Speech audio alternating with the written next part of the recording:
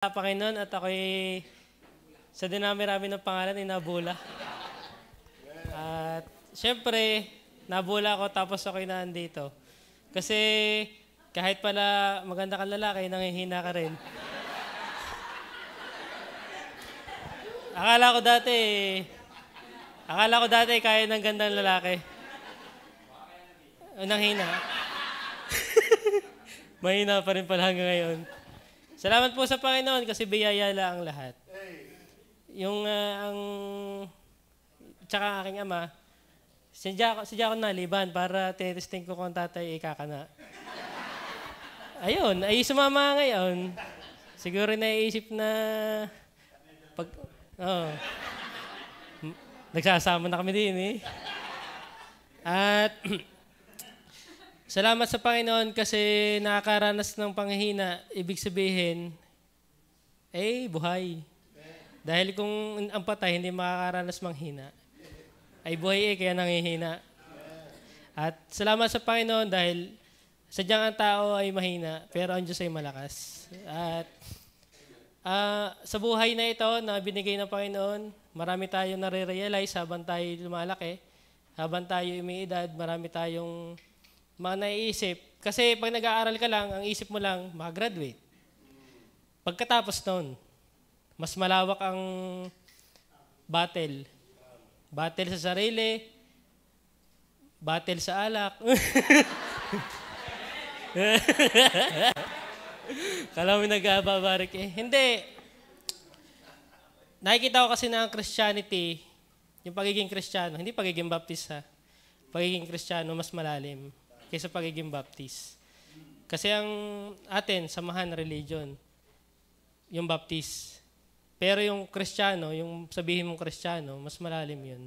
Yun ang karelasyon mo talaga yung Panginoong Yesus. Kasi maaaring Baptist ka, pero hindi ka ligtas. Pero hindi ka magiging Christian na hindi ka ligtas. Kasi automatic na maging Kristiyano ka, ligtas ka. Tagasunod ka ni Kristo eh. Yung maging tagasunod ni Kristo, yun ang malalim. At doon sa paglakad natin sa buhay na ito, doon nagkakaroon ng windangan. Ano bang unahin mo? Ang Diyos o sarili? At yun ang realidad. Hindi natin maitatago yun. At salamat sa Panginoon kasi siyempre, siya lang talaga ang may kakayanan na magpabalik sa atin. Kasi dumating po ako sa punto na parang ayoko na. Dumadating talaga yon. At hindi lang ako nakakaramdam nun. Pati kayo. Lahat. Kasi talaga naman tayo tayo nasa laman pa. Ang kasalanan ay nasa atin pa. At lagi akong sinasampal ng Panginoon na sadya ka namang wala para hindi ka bumalik sa akin. At ako'y napapasalamat sa Panginoon doon sa Nobo ako. Yung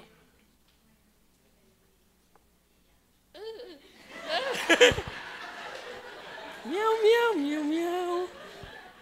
Siyempre, hindi, nakikita ko kasi, minsan kasi, yun si kapatid nawala. Anong dahilan? Iba pala pagka ikaw, may parang kakaiba sa isip mo talaga na nagbabangga, hindi magkaugnay ng mga prinsipyo sa isip na magsesettle ka na lang doon sa preaching kanina na worthy ang Panginoon. Yun lang. Sabi ko na, hindi kaya nakapugayan to. At yung sa akin lang, ang pinaka-the best, magpatuloy. Kahit na mahina, magpatuloy. Hanggat binubuhay, magpatuloy. Tapos lumiban ulit.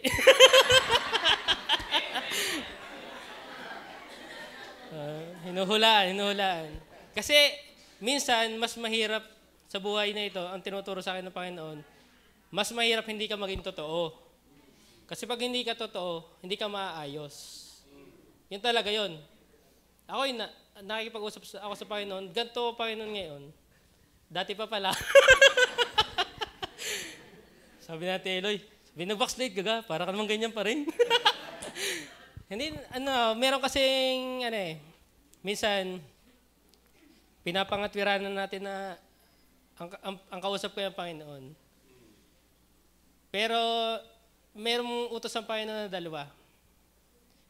Anong nahahati sa dalawang utos ng Biblia? Love of God and love of money. Love of neighbor kasama.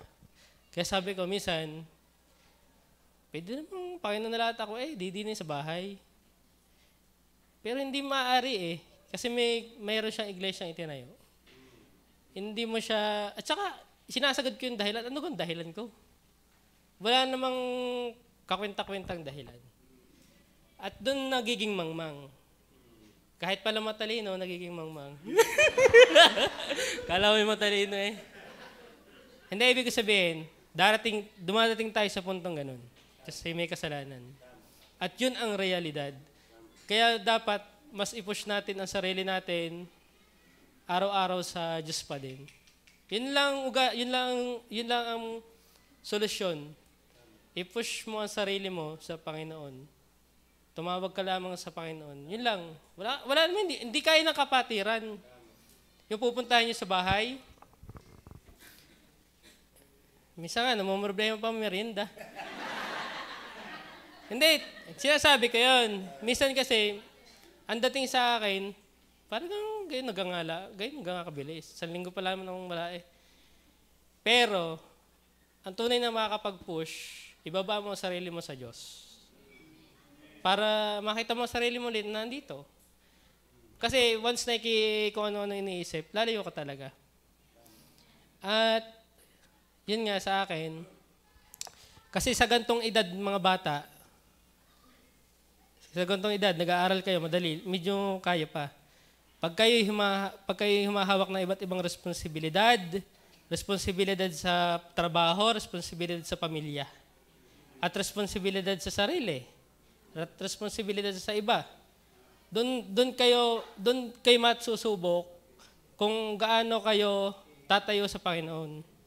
Pag may binibigay ng Panginoon sa inyo ng mga bagay, doon papasok yung discernment.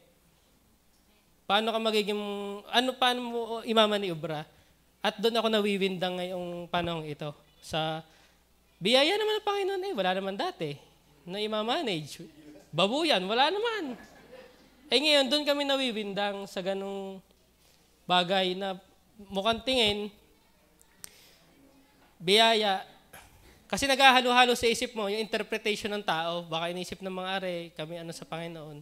Hanggang sa, iisipin mo yun, hanggang sa wag na nga pumunta. Ganun po kasi napasok sa amin. Pero sa amin po talaga, kami nga nag-uusap na aking ama. Nag-aalaga kami ng mga hayupan na yon, binigay ng Panginoon, iniutang, pinangapitalan. Sa totoo na, ang utang ko ay 750,000. Yung po ang aking binubuno, 5 years. Dahil po sa gusto ko maipundar yung sa aming pamilya. Gusto ko rin matuto ang mga tatay na magbani-obra ng kanilang sarili. Kasi ayaw ko na magulang ko, mag-aasawa ako. Hindi ko alam kung saan kukuhain ang kanila. So sa akin, bilang ako Kristiyano pamilya po kami. Doon, nasubukan na namin ang maglingkod sama-sama. Ngayon, parang doon kami dinadala ng Panginoon sa sitwasyon na pag ibinigay na ng Panginoon yung hinihiling namin dati.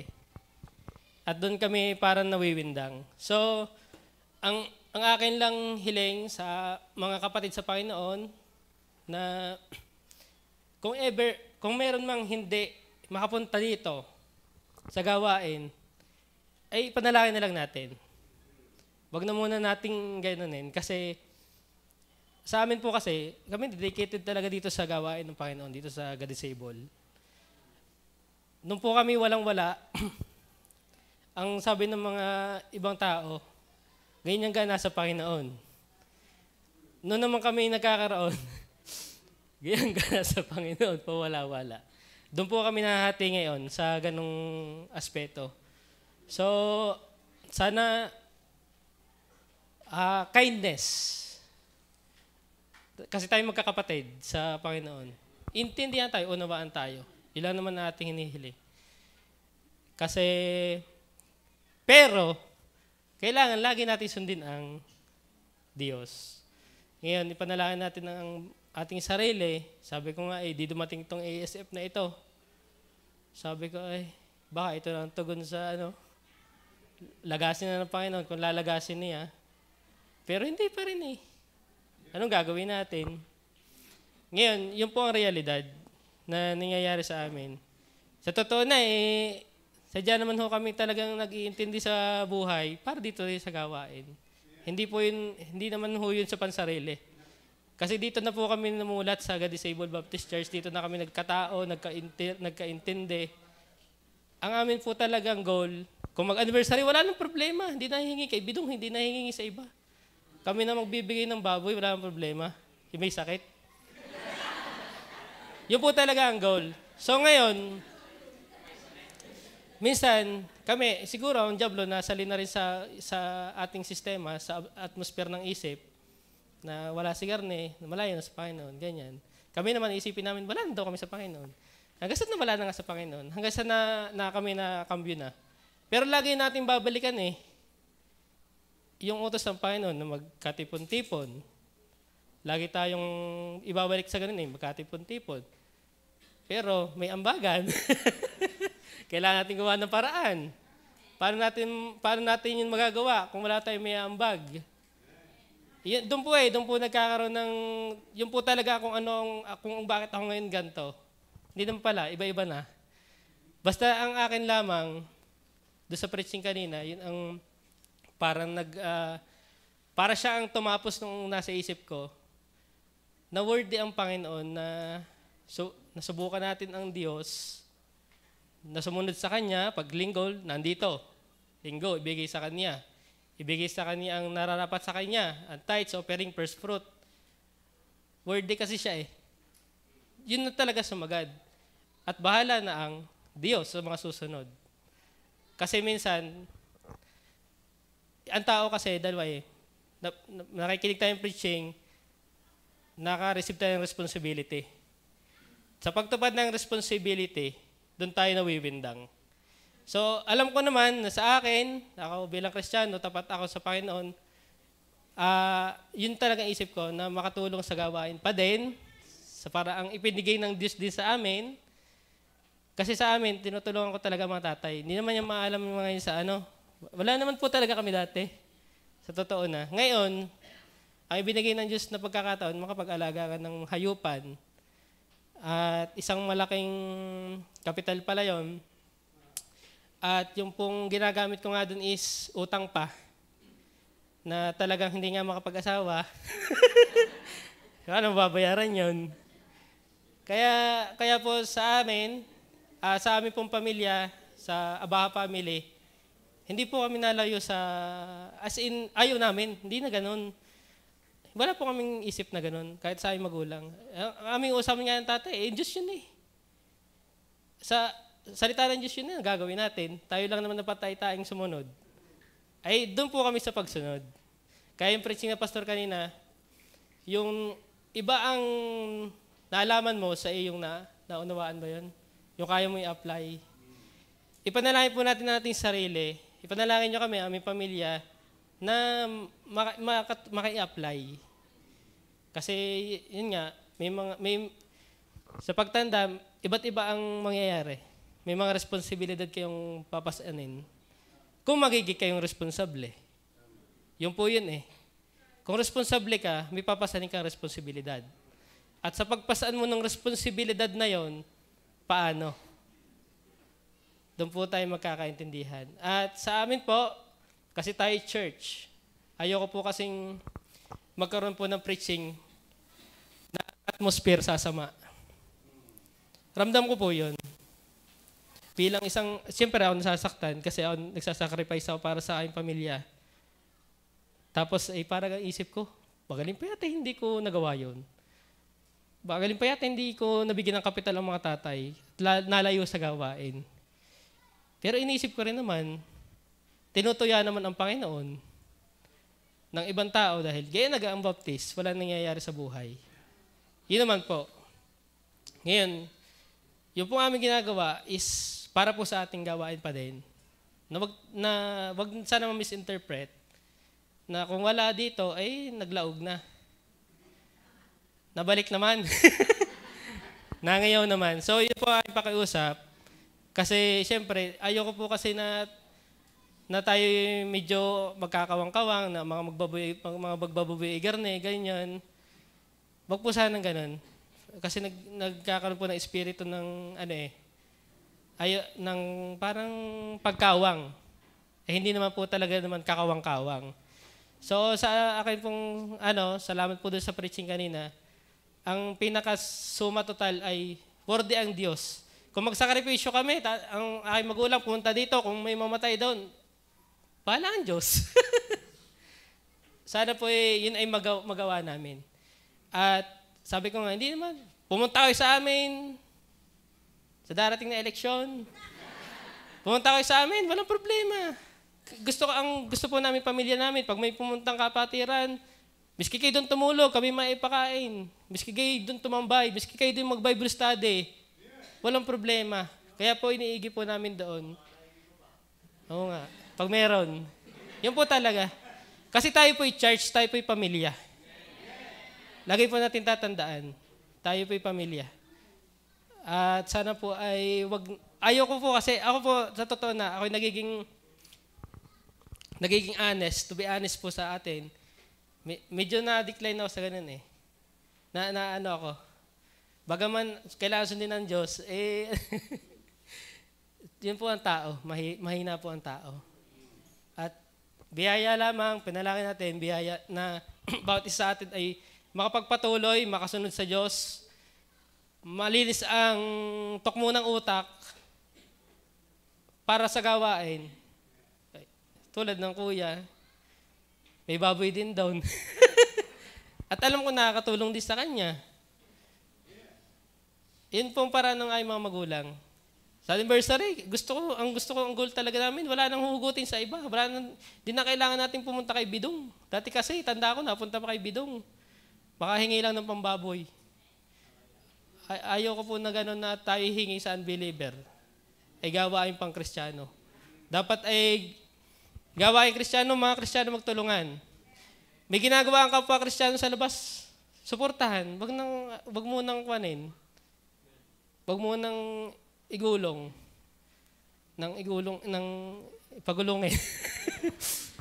At yung naman po, sa atin, bawat individual, magtapat tayo, i-push natin ang sarili natin sa Panginoon. Hanggat kaya, ay di gawin. Kung hindi kaya, ang Diyos ang gagawa.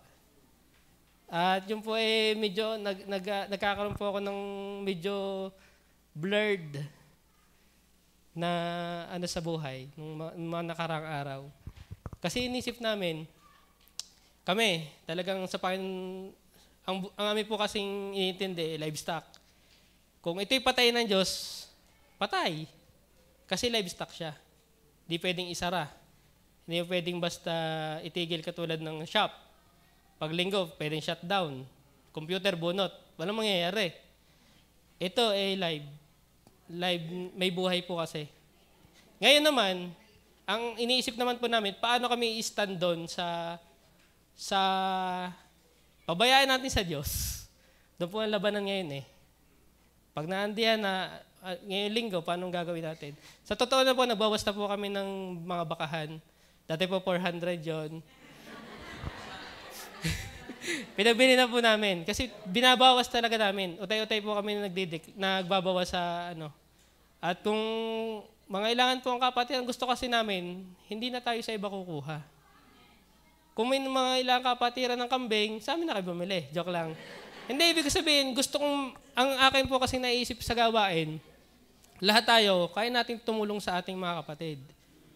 Sa gawain, sabi ko nga, kung lulobin ng Panginoon, kung magkaroon ng biyaya pa sa banda-banderian dahil sa mga baboy na ito, magkaroon ng sasakyan, walang problema.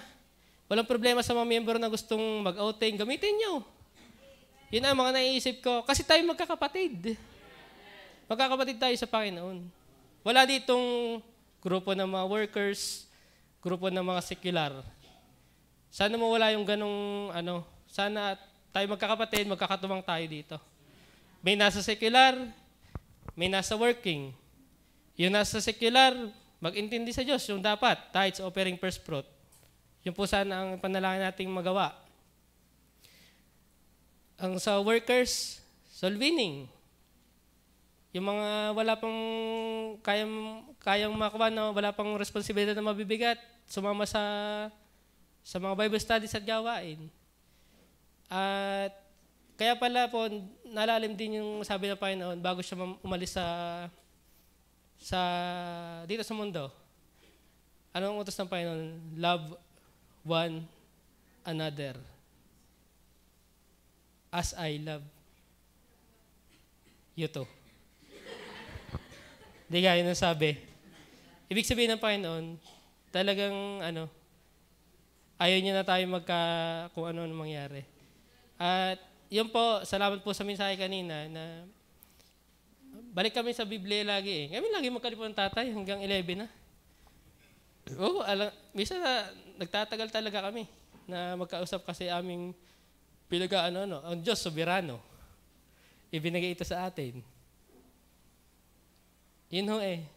Yung mga prinsipyo ng Biblia pa rin naman na aming nagiging usapan. Wait, wala na linggo. Ang Diyos ay soberano. Kung mamatay ang baboy, di, bahala na. Pero ang aming pong panalangin sa inyo, ayoko po kasi na magkaroon ng ganong atmosphere. Bilang ako'y tayo napunta dito, minsan na lang sumimba. Para sa akin, hindi nakakaluhati sa Diyos tayo may problema. Dapat papuri sa Diyos. Nagiging konsumisyon sa Diyos. Anong nangyayari? Sana ang ating tunay na pag-awit, walang bahid sa isip na masama, ang ating paglilingkod, walang bahid na kung ano-ano. Kasi yun po nangyayari sa amin awit, tuntag pero mabigat sa loob. Ang pinakamasarap po talaga at yun po yung ayaw ng Diyos na tayo naglilingkod na may ganong problema. Dahil hindi naman siya worthy na sambahin ng ganon. So, ang akin lamang po, napakiusap sa darating pong halalan, sa ating buhay, panalangin yung aming pamilya, na bawat pamilya sa atin, magpanalangin yan. Kasi sa amin, siyempre, medyo kwan sa akin Kasi kami gusto ko'y una-una na Iniisip ko naman, baka ito yung sabi ng Biblia, si keepers the kingdom of God. Tanda akong dati, hindi talaga nauwi ng maaga. Na si keepers niya, baka itong siya, in all these things. Ngayon, doon nabuburiw-rew. Doon nawiwindang.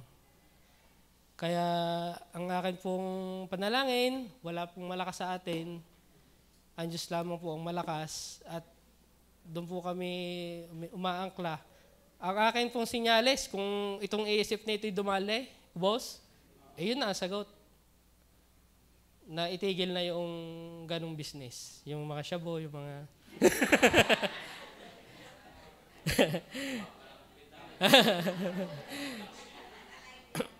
Ibig ko po sabihin, joke lang po yun.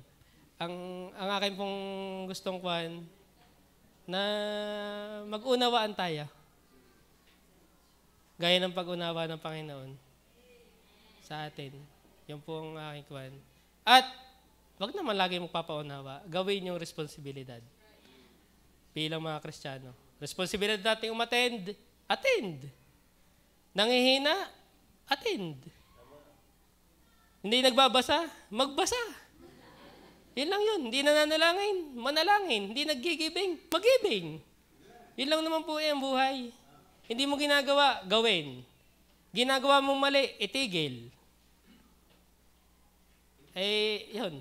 Hanggang sa wala rin kami matapos ng tatay sa usapan. At ang amin lang po, hindi po kami sa church. Wala pong kawang nangyayari. Ang amin po talagang goal ay makatulong pa rin sa gawain. Makapag-tight sila, may mga ambagan. Alam ka naman yung ambag ko ambag din niya.